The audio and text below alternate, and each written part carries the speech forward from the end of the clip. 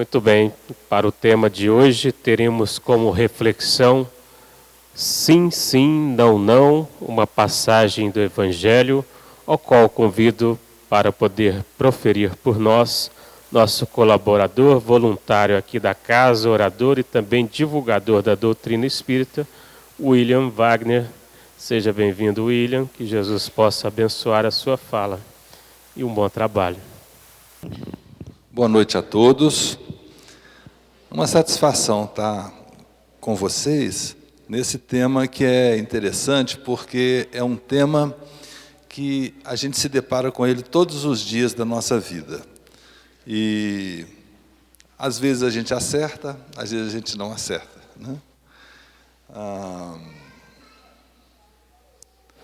Nosso tema tem a ver com o Evangelho de Jesus segundo Mateus, né, o capítulo 5, versículo 37, quando Mateus fala o seguinte, Jesus fala segundo Mateus: seja, porém, o vosso falar sim, sim, ou não, não. Ou seja, seja conciso nas suas ideias, seja sincero no que você fala. Porque o que passa além disso é de procedência maligna. Pode ter alguma malícia no mais ou menos, né, que a gente vê falar tanto aí de jeitinhos brasileiros, né, que a gente sabe que não é só do brasileiro, né, mas que seja sim, sim, não, não, a nossa fala. Deixa eu ver aqui. Acho que não está passando, não. Passou agora. Olha só. O capítulo 5 trata das bem-aventuranças. Eu vou passar todos aqui. E fala o seguinte: bem-aventurados os pobres de espírito, porque deles é o reino dos céus. E é uma referência aos pobres de espírito, bem-aventurados os pobres de espírito, no sentido de serem pessoas que ainda não tiveram oportunidade de uma orientação, às vezes acadêmica, uma orientação de escola, né? Pessoas humildes, né? A questão da humildade. Bem-aventurados os que choram, porque eles serão consolados. Nesse capítulo 5, se refere também àquelas pessoas que, de alguma forma, sofrem. Tem gente que é até um pouco rígido demais e não aceita que sofre, né? E a gente tem que sair desse aspecto da rigidez.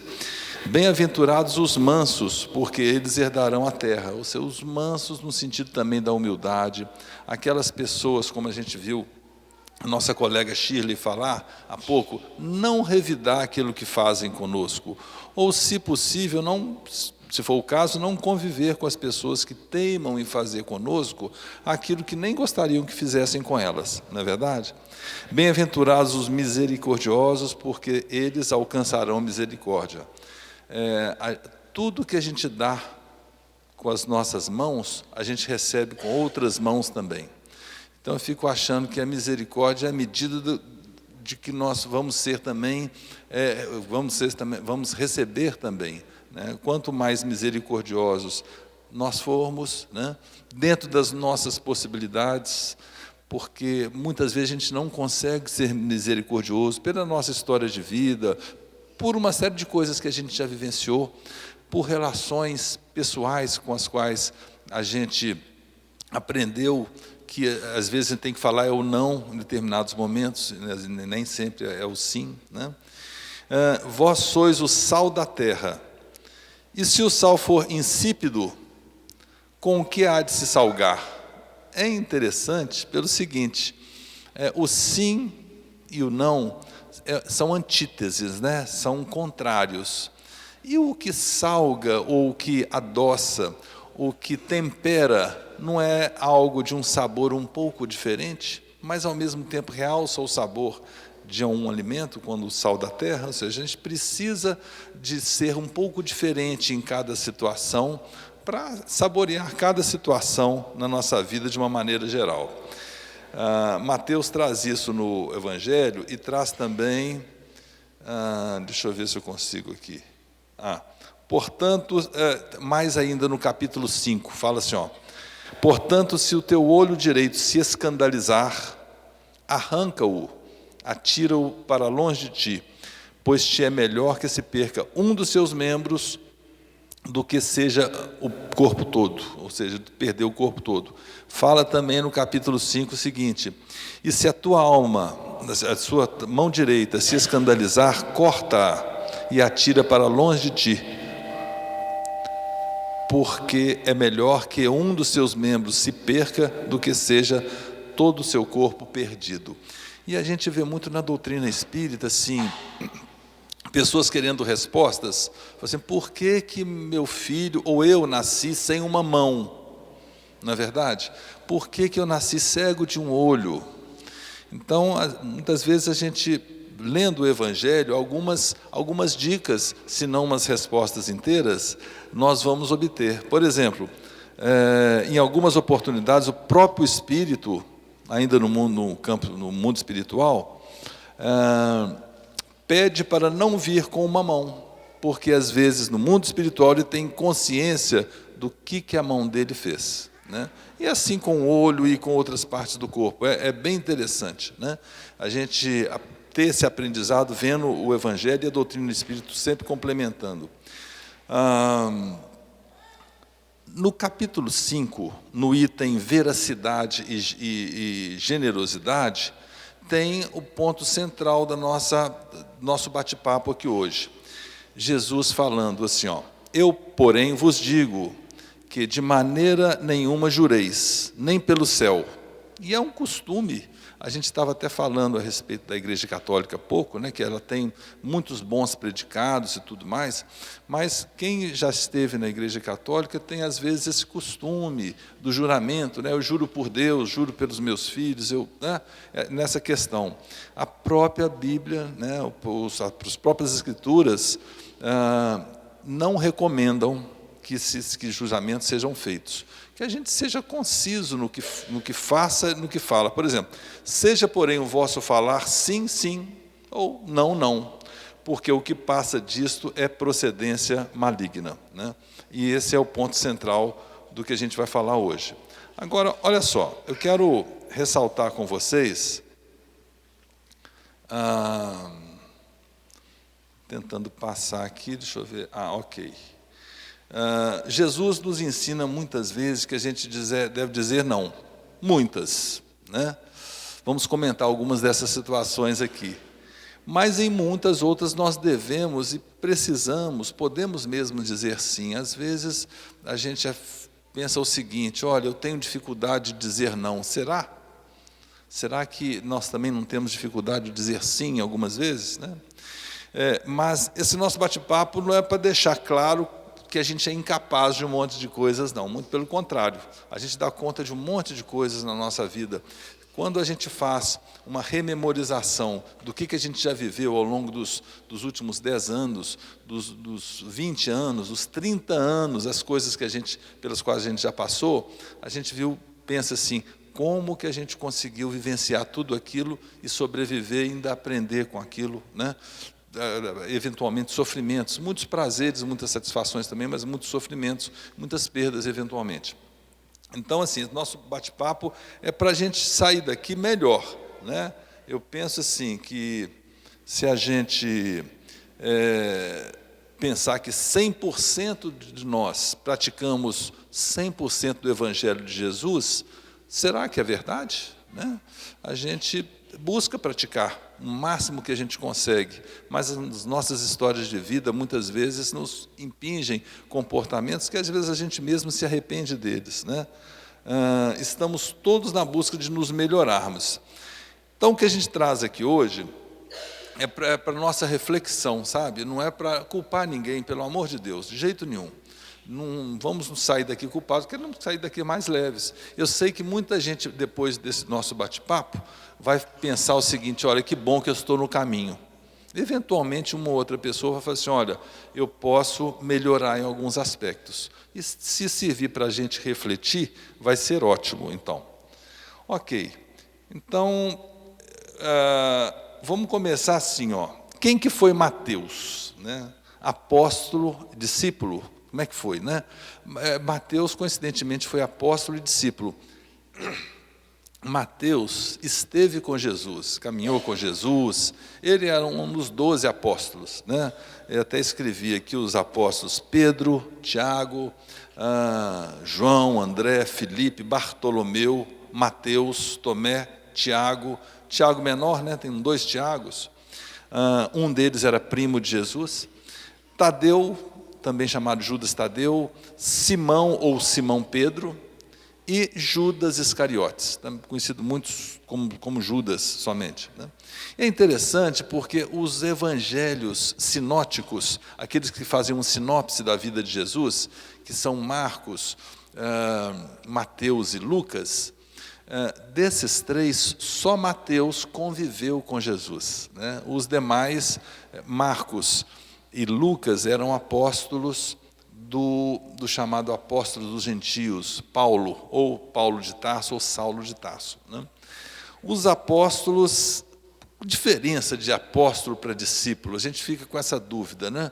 O apóstolo, as pessoas que tinham mais orientação de Jesus, estavam com Jesus há mais tempo, não entendiam um pouco as coisas, Jesus esmiuçava o porquê da palavra. Alguns deles falavam assim: mas mestre, por que falar tanto em parábolas? Falei assim: olha, vocês compreendem, algumas pessoas não compreendem. Então é importante a gente dar exemplos. E nesse sentido, Jesus, né, com as orientações divinas, se fez presente para todas as pessoas, se faz presente até hoje. Discípulos poderiam fazer pregações também, mas sempre acompanhados de pelo menos um apóstolo. Os apóstolos não precisariam ir com Jesus, eles já tinham muita orientação, então eles poderiam fazer as palestras, né, as pregações sozinhos. Ok. Quem que escreveu o Evangelho de Mateus? Eu falei, Mateus, né? Talvez, possivelmente, né? Boa parte, talvez tenha sido ele. A maior probabilidade é que sejam seus filhos e netos, né? Os evangelhos, de modo geral, são assim, nem sempre o próprio evangelista o escreveu, porque o evangelista também tinha discípulos, né? Eventualmente até apóstolos, mas o Evangelho de Mateus, por exemplo, ele foi escrito por volta dos anos 90 a 100, né, depois de Cristo. Então, para ser divulgado nessa época, ficaria complicado uma pessoa com 90 anos naquela época, né, para ele escrever, vai escrevendo durante a vida, né, mas a condensação possivelmente coube ao grupo de amigos, familiares, né, filhos, né, de Mateus, e boa parte pode ser que ele tenha escrito um pouco mais jovem ainda, né. Quero explicar para vocês também aqui, umas questões assim que a gente pensa a respeito dos evangelhos, né? Quando a gente fala evangelhos sinóticos, Marcos, Mateus e Lucas são muito parecidos. É como se estivessem sendo escritos quase que ao mesmo tempo, mas foram escritos em épocas um pouquinho diferentes. Lucas e Mateus entre 90 e 100 depois de Cristo, e o de Marcos, que foi o primeiro, né? Interessante, Marcos não foi nem discípulo nem apóstolo de Jesus, foi de Saulo de Tarso. Foi escrito por volta do ano 68, 70 depois de Cristo, foi antes, né? Bem, aí o seguinte, a gente vai entrar logo no nosso tema, né, falando do sim, falando do não. E alguém queira contribuir com alguma pergunta, ao final do nosso bate-papo aqui, a gente pode buscar responder. Tem aqui, quando que a gente fala sim? Tem muito aqui de estudo que eu fiz, e tem muito da minha cabeça, da minha vivência também. Então, eu penso o seguinte, a primeira coisa que eu penso em falar sim é quando a questão é ética. Se for ética, eu falo sim, mas aí é contra você, mas se eu tenho essa baliza da ética, eu vou ter que falar o sim, não é verdade? A gente, às vezes, não sabe o que é ético, o que não é ético. Tem dois autores americanos, um deles é psicólogo, o outro é administrador, que falam que, assim, para a gente saber se as questões são éticas, tem um chamado teste da ética. Primeira coisa para eu saber se é ético, a primeira pergunta que eu devo fazer, são 3 perguntas. A primeira pergunta é a seguinte: é legal? ou seja, está na lei, se não está na lei maior, mas pelo menos na lei do grupo, aquela regra aceita pelo grupo, né? É ético essa questão. Eu estava comentando com vocês sobre, no Japão, todas as pessoas que possuem cachorro, cães, sabem que podem criá-los, não tem problema nenhum, mas após as 10 da noite eles não podem latir, né? Não podem perturbar realmente o ambiente. Não só o ambiente da vizinhança, como eventualmente chamar a atenção de policiais, que às vezes vão àquela casa à toa, né? Então, assim, a ética às vezes varia de tempo para tempo e às vezes até de lugar para lugar. Então, é legal, é a regra do grupo. Nós vamos fazer uma reunião, é ético que a pessoa vá com determinada até vestimenta, vamos dizer assim, as formas como vão ser usadas de palavras e tudo mais, né? Como é que são as regras do grupo para essas questões, né? Primeira coisa, então, é se é legal. Segunda questão, para eu saber se é ético ou não, é imparcial, ou seja, se aquilo que você quer fazer, ou que se você vai fazer, se fossem fazer com você, você ia achar bom? Como que você se sentiria se fosse fazer a mesma coisa com você? Se colocar no lugar do outro, é a chamada empatia, né? Então, é essa questão, assim, duas perguntas básicas, se é legal e se é imparcial. Mas tem uma terceira pergunta ainda. Como que eu vou me sentir comigo mesmo se todo mundo souber que eu estou fazendo aquilo? Quando eu for me olhar no espelho de manhã fazendo a barba, ou quando vou me maquiar, se for uma mulher, né? Eu vou olhar para mim sabendo que todo mundo soube que eu pratiquei aquele ato. Apareceu no jornal, o William fez isso, isso, isso. Como que eu vou me sentir? Esse sentimento meu comigo mesmo em relação àquela questão. Como que é isso, né? Então, são 3 perguntas para a gente saber se é ético. Se for ético, ou seja, se for legal, se for imparcial, e como eu me senti comigo mesmo. Se for ético, eu devo falar sim. A minha tendência é essa, é a ética, né? Às vezes a pessoa vai sofrer uma consequência por causa disso, mas se é imparcial, né? A segunda é o seguinte, a generosidade que não nos prejudica, nem a gente, nem ao outro, né? Eu posso praticar um bem, posso fazer uma caridade, posso ser generoso com alguém, e posso, assim, ser condescendente com alguém, sendo que aquilo não vai nos prejudicar. Eu acho interessante. Aí eu falo sim, né? Vamos falar sim para isso. Ou seja, eu posso ser generoso, posso praticar generosidade. Tem aquelas pessoas que falam sim para todas as situações. Pode ser que numa ou outra ela acaba se estrepando, né? E às vezes a relação com as pessoas com as quais ela sempre fala sim, pode ser que fique difícil, porque nem sempre ele vai ter condição de falar o sim, nem sempre ele vai ter condição de se doar, nem sempre ele vai ter condição de se colocar.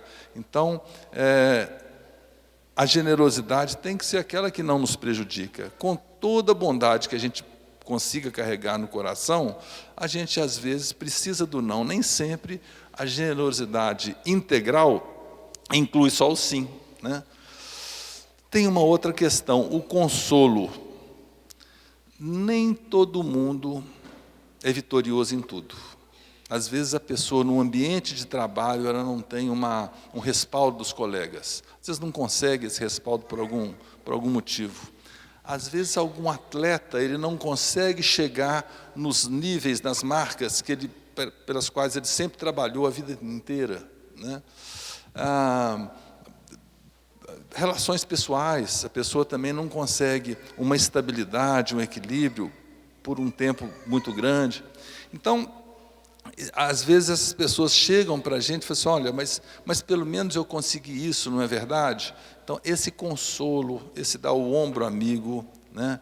Falar o sim, ó, realmente, acho que você teve sua parcela de razão mesmo, realmente você procurou fazer a sua parte, eu acho que se dependesse só de você, as questões seriam resolvidas. Eu fico pensando que nessa condição, esse consolo abonador, né, que também não deixa de ser uma generosidade, ele é interessante. Porque a gente não pode agir 100% com radicalismo. Olha, você não conseguiu a marca, você está fora.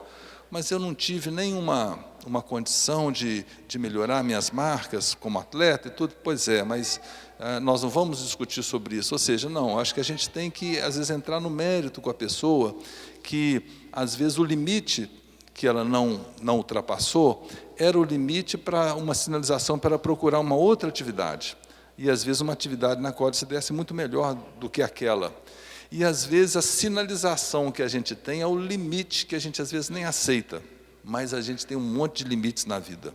Limite com os filhos, né? De relação com os filhos, de relação com o marido, com a esposa, com amigos, no trabalho, na casa espírita, no nosso ambiente religioso, né? Então, às vezes, a gente fala assim, olha, eu vou parar um pouco. Eu atingi a minha marca, eu vou me resguardar um pouco, vou me fortalecer e depois eu volto e vou poder contribuir mais, né? Então, esse consolo, chegar à pessoa e dotá-la de um pouco de esperança, de tranquilidade. Olha, você fez sua parte e dentro do que você fez, você foi vitorioso. Eu fico pensando que esse sim para a pessoa é bem interessante. E eu acho que é um sim que a gente precisa dar também para a gente.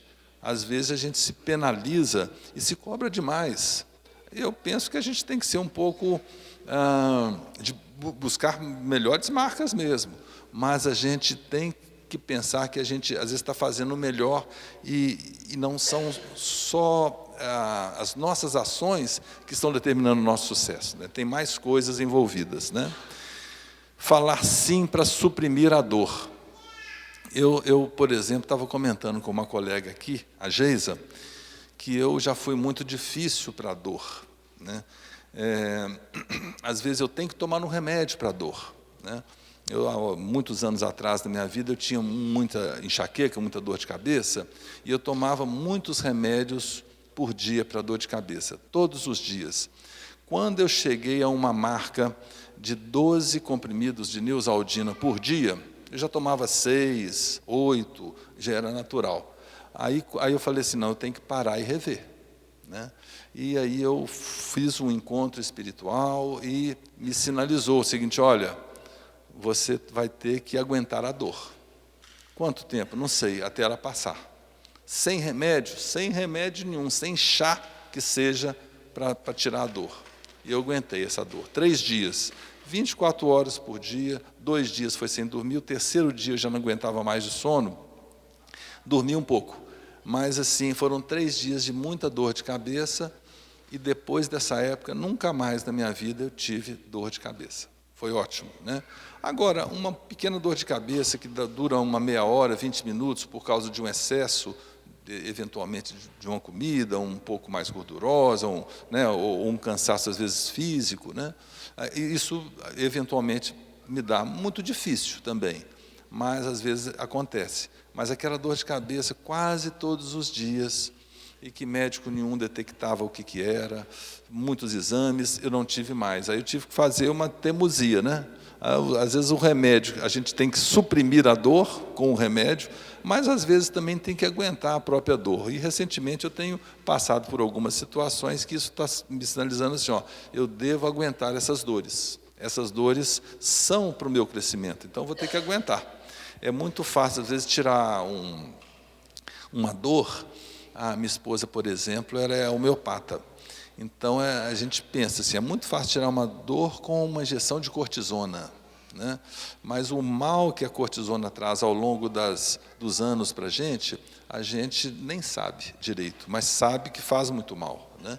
Então, às vezes, a dor que a gente quer tirar, a gente precisa senti-la. Então, às vezes, é hora de falar sim para a dor. Olha, vou aguentar essa dor. Às vezes, eu tenho que aguentar essa dor um pouco mais de tempo, né? Falar sim para aumentar a nossa tolerância. Existem situações que a gente não aprendeu a conviver ainda. É com um vizinho barulhento, né?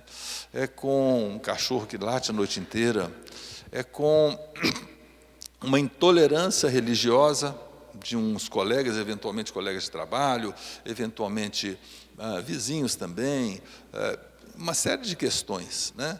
Então, às vezes a gente tem que aguentar, falar assim, não, deixa isso acontecer, e eu tenho que testar minha tolerância.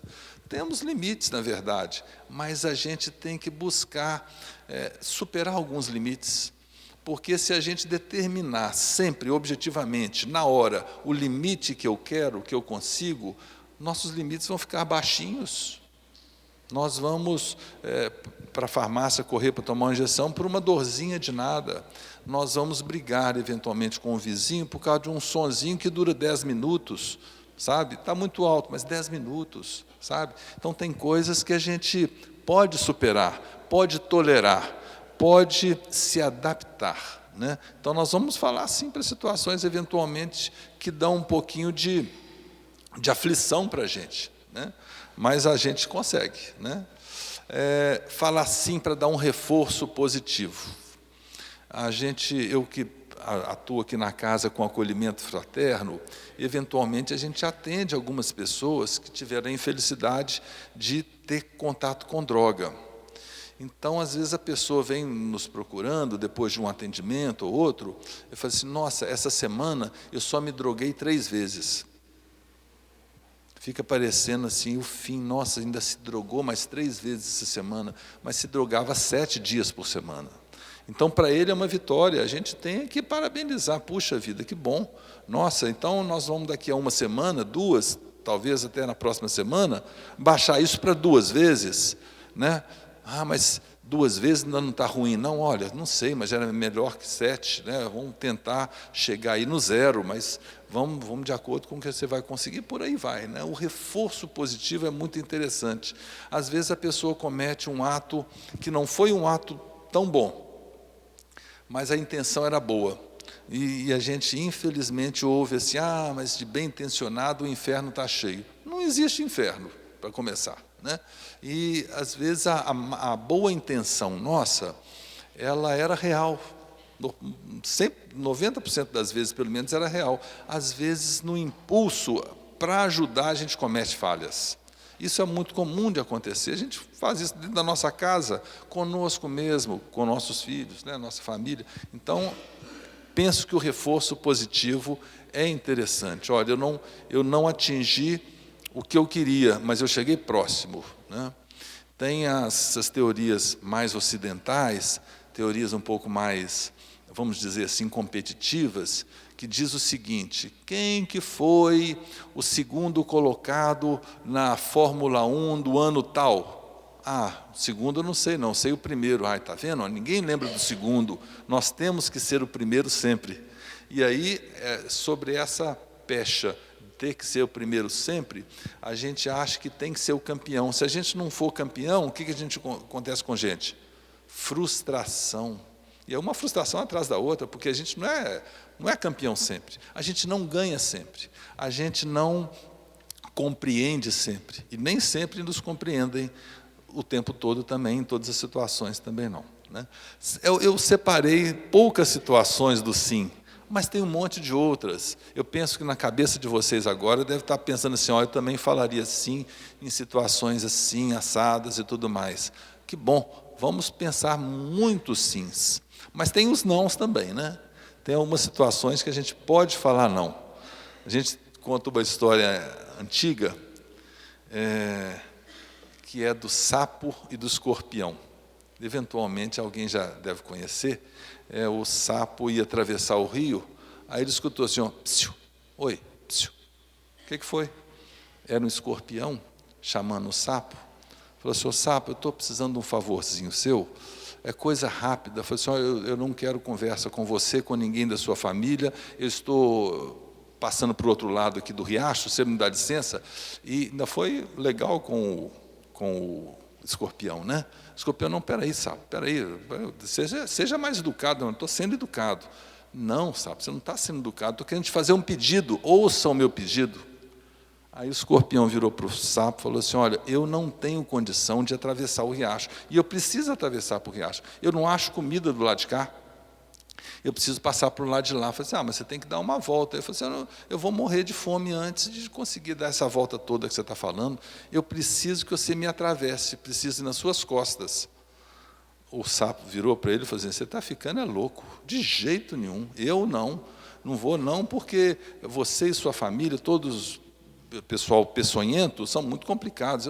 Eu sei que vocês têm os seus objetivos de vida, mas eu vou atravessar o riacho. Você não vem não, que eu não vou te carregar não. O sapo é mais rápido que o escorpião. Aí o escorpião falou assim, sapo, mas você não é uma pessoa do bem? Já querendo mexer com as emoções da pessoa, né? Você não é uma pessoa que não faz mal para ninguém? Eu não vejo falar que sapo faz mal para ninguém, não. Né? Eu não vou te fazer mal nenhum. Eu falei, não, você está falando isso agora, mas e quando a gente estiver atravessando, ou quando chegar do outro lado, você me ferroar? Eu falei, sapo, presta atenção, julgando com inteligência quando a pessoa quer convencer. Né? Se eu fosse te fazer algum mal, o que ia acontecer? Nessa travessia de 3 metros, 2 metros aqui, no meio da travessia, se eu fosse fazer alguma coisa com você, eu também morreria. Você sairia afogado e eu também. Olha só, seja inteligente. Apelou para a inteligência. E o sapo, constrangido com aquela situação, e ficou acuado, falou, então tudo bem, sapo, mas escorpião, mas com uma condição. Quando estiver chegando pertinho da margem, você pula, tudo bem? Não, tudo bem. Quando estiver chegando perto da margem, eu pulo. E assim foram. E foram atravessando 1,5 metro, 2 metros ali o riacho. E o escorpião falou, sapo, muito obrigado que você está fazendo esse favor para mim, né? E está sendo muito útil para mim. E aí, quando foi chegando perto da margem, o sapo falou, pode pular, escorpião. Estamos chegando conforme combinado, você ficou de pular. Pode pular, para a gente não descer junto. Falei, tudo bem, eu vou pular. Muito obrigado, sapo. E nessa hora que ele falou, muito obrigado, o que ele fez? Deu aquela ferroada no sapo. O sapo não teve tempo de pular para chegar à margem e começou a se afogar. Começou a se afogar e junto com ele, o escorpião. E o sapo, com o veneno, né, ficando asfixiado, falou, pelo amor de Deus, sapo, eu vou morrer, escorpião, eu vou morrer, mas eu quero morrer sabendo. Porque, se você também vai morrer com essa ferroada que você me deu, por que você fez isso? O escorpião virou para ele e falou assim, porque eu sou assim. Existem pessoas que, infelizmente, desenvolveram ao longo da sua história de vida alguma tendência que a gente tem que prestar atenção nessas pessoas. Eu sou uma pessoa que eu procuro sempre acreditar no ser humano, já fui gerente de recursos humanos, professor universitário por pouco mais de 2 décadas, né? Trabalho sempre com o público e acredito nas pessoas. Sou instrutor gerencial de um banco grande, mas eu acredito muito nas pessoas. E eu sei que as pessoas podem ter não uma segunda chance, mas uma terceira, quarta, quinta. Mas algumas pessoas e algumas situações a gente não precisa testar. Tem situações que eu não preciso testar. Não, essa cocaína aqui, ela não é aquela que faz mal, não. Eu posso experimentar, essa situação eu não preciso experimentar. Eu não vou carregar escorpião nas costas. Tem situações que eu posso falar não. Eu devo falar não na hora. Não vou esperar acontecer alguma coisa comigo, não. Se o sim prejudica alguém, não, mas não está te prejudicando. Isso não vai te afetar, mas se prejudica alguém, eu devo falar não. Mas olha, você pode até ganhar um pouco com isso. Olha, o que eu vou ganhar se vai prejudicar alguém? Isso vai acabar chegando em mim, seja nessa existência, nessa encarnação ou não. Né? Então, se o sim prejudica alguém, eu prefiro falar ou não. Né? Alguns nãos a gente precisa falar, não precisamos testar. Alguns nãos precisam ser ditos até para nós próprios, para termos limites. Olha, eu não vou viajar esse novo fim de semana. Por quê? Porque eu estou me sentindo cansado e pode acontecer alguma coisa na estrada, eu vou acabar me culpando, estou junto com a minha família. O não educativo, né? O não para o filho, né? A gente vê hoje situações muito complicadas com jovens de todas as idades. Eu falo jovens de todas as idades porque tem jovens de 60 anos, de 70 anos, e tem jovens de 20 anos cometendo coisas que a gente fica de boca aberta. Recentemente, eu soube de um caso, comentei com uma pessoa, a pessoa me narrou uns casos assim, muito parecidos, e da mesma procedência, interessante. Estudantes de medicina, às vezes com o pai e mãe pagando assim, um valor alto de faculdade, né? Valor alto mesmo, mensal, por volta de R$10.000, e alugando um apartamento, uma casa, seja onde for, em Belo Horizonte ou outra cidade, carro à disposição, comprou o carro para a pessoa, o curso era o que ela queria fazer mesmo, a pessoa vai, comete suicídio. Então, são coisas que a gente não entende, né? Muitas pessoas reputam essas questões a falta do não durante o crescimento da pessoa. A pessoa tem tudo, a pessoa não tem, vamos dizer assim, desafio para nada. Então, aí, essa falta do não, muitas vezes, ela é danosa. Às vezes, a gente precisa do não. E às vezes, a gente precisa de um não redondo, aquele não de jeito nenhum mesmo, né? E, às vezes, a gente fica, assim, querendo tolher os nossos filhos, principalmente filhos, desse não que precisa ser dito com todas as letras mesmo, não redondo mesmo. Com pais ou mães separados, é muito comum isso. Às vezes o pai ou a mãe começam a dar para os filhos algo que eles eventualmente não tiveram e que pode assim, prejudicar os filhos sob o aspecto de vício, de querer cada vez mais, né, para compensar eventual falta, eventual presença, seja do pai, seja da mãe. E isso é mais comum hoje do que nós podemos perceber, viu? Porque não é só com pais e mães separados, não. Os pais e mães ficam muito ausentes de casa, né? E, às vezes, para compensar a ausência, para obter, vamos dizer assim, o carinho e o reconhecimento dos filhos, acabam presenteando além do necessário. Presentear eu acho legal, mas eu acho que tem que ter um limite ali, né? Às vezes precisa falar o não, porque quando for um não muito necessário mesmo, a gente acaba nem sabendo falar. Nós já temos um problema com a geração atual, a geração dos meus pais, dos meus avós, educavam, não por medo, eventualmente alguns com medo, mas pelo respeito mesmo. Hoje nós não temos com os nossos filhos a mesma relação de respeito que nós tínhamos com os nossos pais, né? Então a gente já tem essa dificuldade. Se a gente ficar compensando tudo com presença, se não falarmos alguns nãos, nós vamos dotar as nossas crianças, nossos filhos, de um costume que eles não vão encontrar na vida. E aí pode acontecer coisas do tipo assim, frustrações muito prematuras, levando a situações que a gente vê por aí complicadas, né? Fugas muito grandes, né? Falar não para reforçar a distância, né? Igual eu estava dando um exemplo de droga mesmo, a gente tem coisas que a gente deve evitar, e não podemos nos furtar de falar não, né? Eventualmente a gente fica com medo de falar, pronunciar essa palavra, droga, mas às vezes a gente precisa dizer, né? Eu já tive alguns casos com isso na família, soubemos lidar com isso, graças a Deus. Eu já ajudei em outras situações, em outras pessoas, outras famílias, mas às vezes assim, eu não vou naquele ambiente, reforçando a distância, porque aquele ambiente vai me fazer beber muita cerveja. Eu não vou lidar com aquelas pessoas porque eles normalmente usam determinadas substâncias. Então, às vezes eu tenho que falar o não para manter a distância, né? Você não ficou de ir na viagem, você não vai mais, por que será? Fala assim, olha, todas as pessoas que vão são praticamente alcoólatras. Vai acontecer alguma coisa, as pessoas vão dirigir, eu prefiro não me ater a essas companhias. Numa próxima viagem eu vou manter a distância. Algumas situações, sim. Não quero mal essas pessoas, não. Mas eu não quero a companhia delas nesse momento. Talvez numa outra eu vou estar mais preparado, eu vou até mais animado, mas nessa situação, não. Em algumas situações, nós precisamos falar não e manter a distância.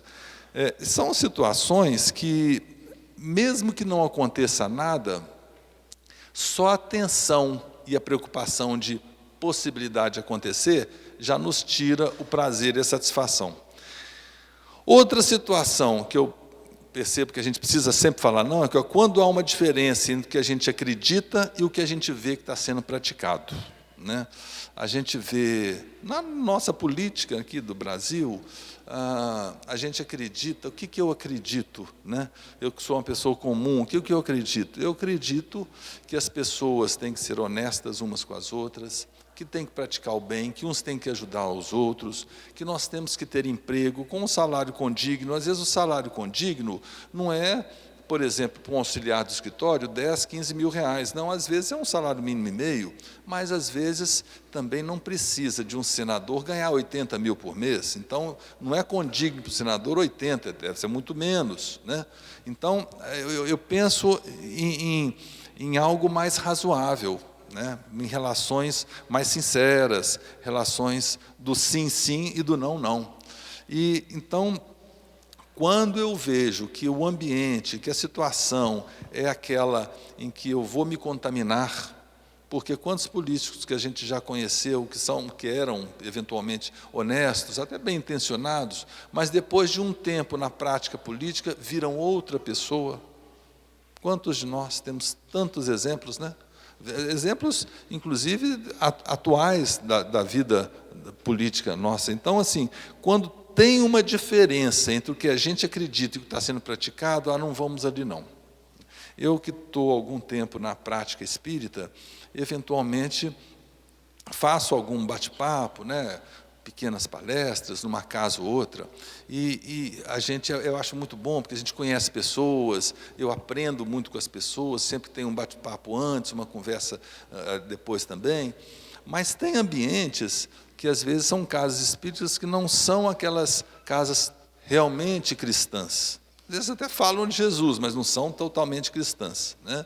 E às vezes tem algumas práticas e umas técnicas que se usam, com as quais eu não concordo muito. Eventualmente, quando me chamam de novo, como tenho a oportunidade de vir de novo, eu acabo dando alguma desculpa ou dando prioridade a uma outra situação, a um outro chamado, porque aquele ambiente eu já não acredito muito na minha presença ali como o que vai me fazer bem. Então, tem situações que a gente precisa dizer não, né?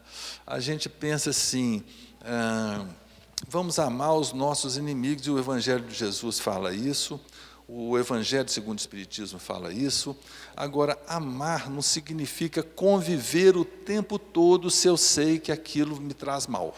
Eu posso amar, desejar o bem, rezar, orar por aquela pessoa, orar por outros tantos, mas, às vezes, a convivência, se eu tenho uma dificuldade, eu não sou obrigado a ser um super-homem emocional para todas as situações. Às vezes eu tenho limites, limitações, e às vezes a minha história de vida, as coisas pelas quais eu passei, as pessoas com as quais eu convivi, os desgastes que eu já tive, me impulsionam a falar alguns nãos. Então eu não vou falar, eu tenho que falar sim.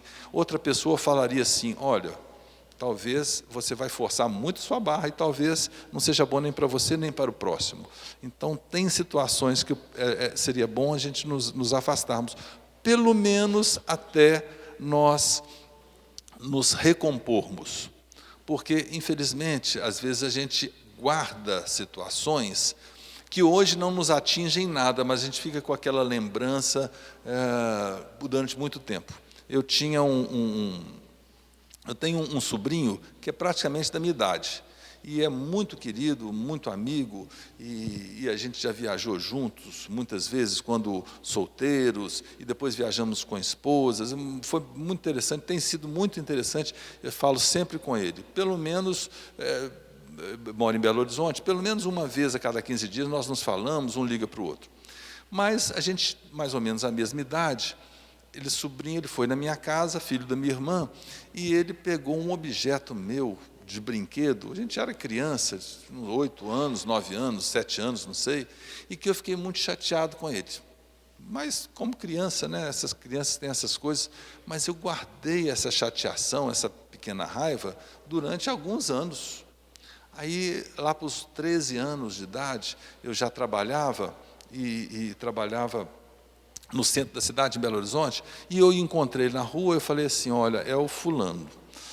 Puxa vida, que ruim que ele fez aquela vez. Aí eu fiquei pensando o seguinte, aquele objeto não representava mais nada para mim há muito tempo. E eu fiquei há uns 3, 4, 5 anos, talvez uns 4, 5 anos, guardando uma pequena diferença, uma angústia, uma raivazinha, né? Que me fez mal, com certeza, possivelmente a ele também, porque a gente esfriou a amizade de tanto, éramos crianças, brincávamos juntos e tudo mais. Eu falei, gente, a gente perde um tempo danado, né? Então, essas pequenas coisas que a gente fica remoendo de muito tempo, isso a gente deve tirar. Eu penso que a gente deve tirar. E hoje nós somos muito amigos, né? E desde essa época, desses 13, 14 anos, que aí a gente voltou, nos retornamos dessa amizade, que dura até hoje. E aí, assim, então, assim, quando a gente consegue recuperar esse tempo, eu acho interessante a gente reaproximar.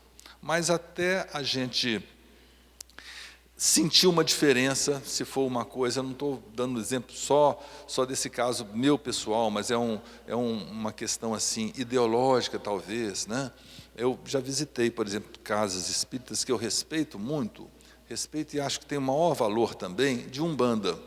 Não é um ambiente que eu me sinta muito bem.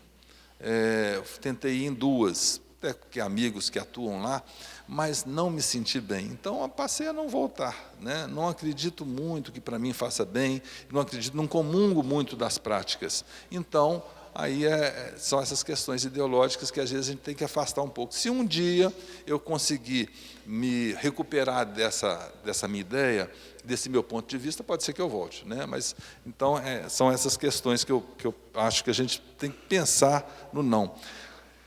Tem situações, eu não sei se vocês concordam, a gente às vezes não sabe explicar, mas a gente não consegue dizer sim, né? Eu lembro da minha filha me falar, o primeiro rapaz que ela namorou, ela falou assim, ô pai, mas ele quer me namorar, como é que eu vou fazer? Eu falei assim, mas ele parece ser tão bom rapaz, tudo, namorico, né? Você tem 14, 15 anos, eu acho que isso aí, bem, tal. Eu falei assim, pai, mas alguma coisa, eu não sei, eu não consigo falar o sim para ele. Ele me falou isso com outras palavras. Não estou sentindo firmeza, ele é um rapaz bonito, ele joga bola, isso lá em Belo Horizonte. Minha filha Larissa. Então, eu fico pensando que, às vezes, nós não sabemos qual que é a causa, não conseguimos identificar o motivo. Mas, em determinada situação, a gente não consegue dizer o sim. Por que eu vou dizer o sim só por dizer? Tem situações que a gente não consegue mesmo dizer o sim. Eu posso dizer o sim daqui a um tempo. Deixa eu pensar um pouco primeiro. Porque se eu pensar e chegar à conclusão que devia ser sim, eu vou dizer o sim. Mas se você perder tempo, mas se eu perder tempo, foi a medida que eu precisava. Às vezes a gente não é 100% dono do tempo mesmo, não. O tempo é um limitador, né? É um limitador e também é um facilitador. Às vezes, pela falta do tempo, a gente deixa de cometer algo ruim. E, às vezes, pelo fato de nós termos mais tempo, a gente deixa de tomar uma decisão impulsiva, que nos prejudica e pode prejudicar também outras pessoas. O fato é que a gente tem essa situação assim, ó. A origem das nossas dificuldades.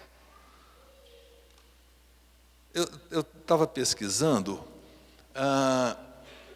dificuldade nossa de dizer sim, muitas vezes é medo. Às vezes a gente tem medo de dizer o sim. O que pode acontecer comigo se eu disser sim? Interessante, né? Não, depois eu aceito isso, depois vem outra cobrança, depois, sabe? Orgulho, não. Eu tenho dificuldade de dizer o sim, porque eu não vou me misturar com essa situação, com essas pessoas. Tem isso, né? Eu tenho medo dessa convivência.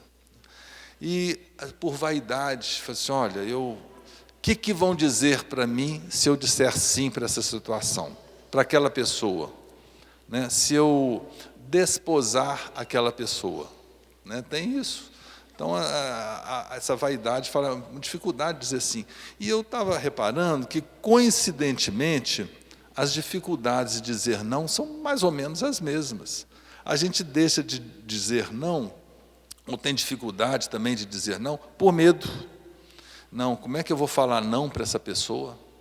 Depois ela nunca mais me chama para um cargo na empresa. Mas é uma coisa com a qual você não gosta de trabalhar, mas eu não posso falar o não. Mas não vai prejudicar a sua família? Eu não posso falar o não. Agora eu não posso falar não, depois eu vejo com um outro jeito. Mais ou menos o mesmo de medo, né? Orgulho, às vezes a gente não quer falar o não, porque a gente quer demonstrar força, né? Quer demonstrar que a gente é forte. Não, eu aceito qualquer parada, não vou dizer não, eu vou adiante. Vaidade, eu não digo não porque eu sou forte, eu consigo superar.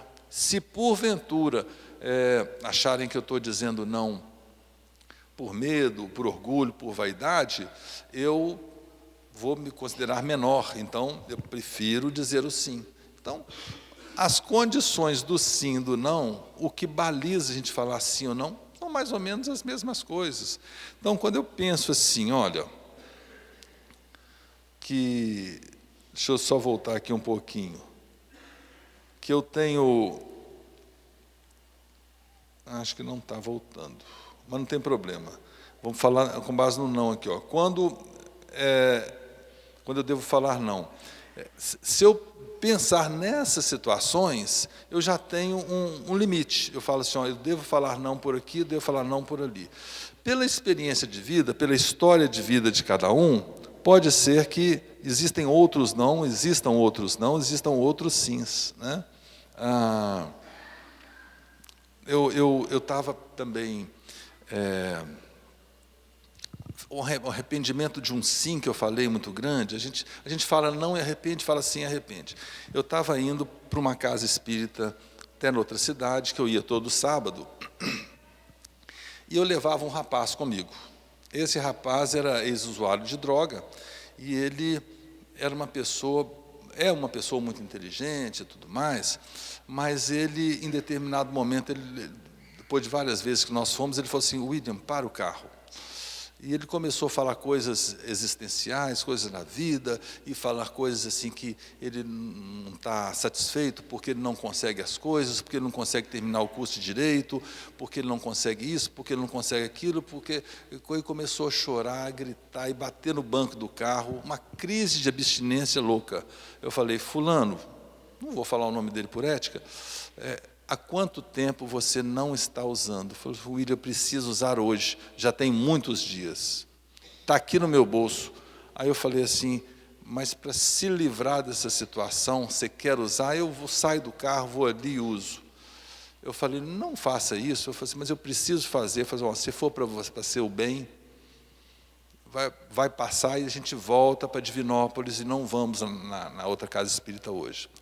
Falei esse sim para ele, me arrependi amargamente.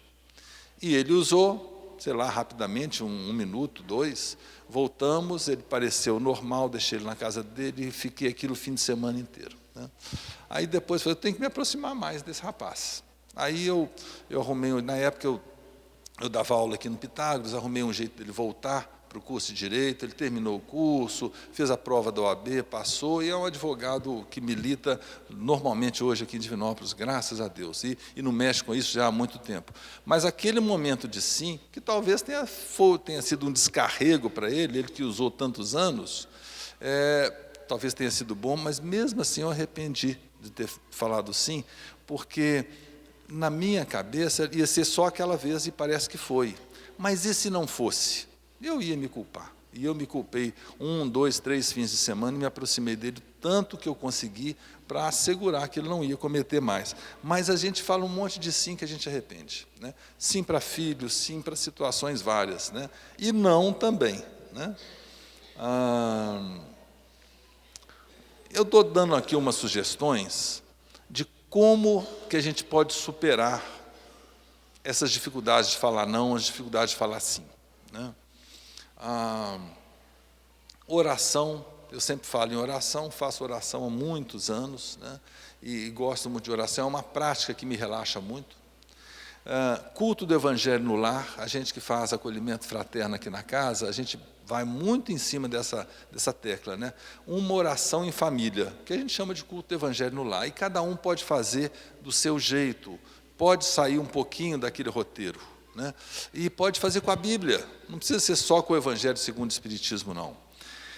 Prática de caridade, eu sempre cito Santa Teresinha, porque na sua prática do convento, as pessoas procuravam com depressão, não se falava depressão na época, ficaram com tristeza, pessoas estavam com dificuldades emocionais, existenciais. Ela falou, você está com esse problema? Estou, então corre, minha querida, vai fazer caridade. Oh, mas eu estou com problema, estou triste, vou fazer... Vai fazer caridade para você ver se isso não passa. E passava. Uma das coisas que mais tira a gente da tristeza, da depressão, é a caridade. Eu penso que é a verdade. Então, e acho que a prática da caridade nos ajuda a superar essa dificuldade de falar não, porque a gente começa a ver quantos nãos as pessoas que a gente ajuda já receberam na vida, né? Então, às vezes, a gente tem que falar alguns não sim, mas tem que falar uns sims também, né? Reforço positivo. Estudar a sua profissão, eu sou engenheiro, quantas especializações você fez, o que tem de novo na sua área. Estudar o Evangelho, como a gente faz aqui, que é muito gostoso, interessante, é uma oportunidade de a gente conhecer coisas, e que vem coisas até interessantes hoje sobre a vida de Jesus. Será que ele tinha irmãos, eram só primos? Que situações que a gente pode visualizar isso? É bem interessante. Estudo é algo que nos abre a mente e nos esclarece, aquela situação devo falar não, aquela situação devo falar sim. Relacionar-se. Relacionar vem de relar, né? Encostar, tocar, conversar, relacionar. A gente se relacionando, a gente se conhece muito através do outro. Então, quando a gente se relaciona, se a gente tiver um pouquinho de calma, a gente vai se enxergar um pouco no outro, o outro vai se enxergar um pouco na gente. E essa busca do autoconhecimento, a gente saber quais são os nossos limites. Esses nossos limites são interessantes da gente conhecê-los, porque eu posso aumentar esses limites, eu posso superar os limites, né? Às vezes eu posso deixá-los até mais rígidos, né? A pessoa assim, não, eu só bebo fim de semana. Quanto que você bebe no fim de semana? Tantas cervejas. Bom, o seu limite pode ficar mais rígido, pode ser menos, né? De quanto tempo que você toma uma taça de vinho? Uma vez por ano. E você queria beber mais? Eu acho que sim, mas você pode flexibilizar isso um pouco mais, né? Então, tem coisas que a gente pode flexibilizar, tem coisas que a gente pode enrijecer mais. Eu trouxe essas palavras para nós pensarmos aqui e sairmos aqui com essa reflexão. Eu sei que muita gente aqui pode estar pensando assim, quais os sims que eu falei que eu me arrependi? E os nãos também. Porque tem sim que a gente pode falar assim, não, meu filho não pode tomar refrigerante nunca na vida, porque isso vai atrapalhar a dentição, isso não, um refrigerante ali uma vez, de vez em quando, os colegas também tomam, não é todo dia, às vezes não é nem toda semana, um pouquinho ali, não tem problema nenhum. Ficar falando só o não também é complicado. Não, refrigerante todo mundo toma? Sim, todos os dias. Aí também pode ser que seja muito, né? Então tem sims em excesso que não compensa, mas falar só não também fica muito enfadonha a vida. A gente não pode ser radical, né? Radical para algumas coisas que a gente sabe que não precisa passar por aquele caminho, né? Se eu sei que a ponte está caindo, eu vou tentar passar sem ela cair. Não, pera lá, né? Se eu sei que ela está caindo, vai cair nos próximos minutos, eu não vou passar por ali. Eu não vou carregar escorpião nas costas, né? Se eu sei que é escorpião, se eu sei da índole, se eu sei da condição dele, eu posso desejar para ele muito boa sorte, até dar um caminho, sugerir um caminho mais curto, mas não vou correr esse risco. Quero agradecer a vocês a paciência e a assistência, e Dizer que outras vezes nós vamos poder estar aqui, para mim vai ser uma satisfação, e gostaria que vocês fossem para casa com essa mensagem, que Jesus quer o nosso sim, sim, para a nossa vida, para os nossos amigos, para a nossa família. Mas, eventualmente, esses mesmos entes vão precisar de um não, e nós também. Nós não vamos obter só sim da vida, vão aparecer alguns nãos também. A gente vai assimilá-los, trabalhar com eles também, da mesma forma. Um abraço e boa noite a todos.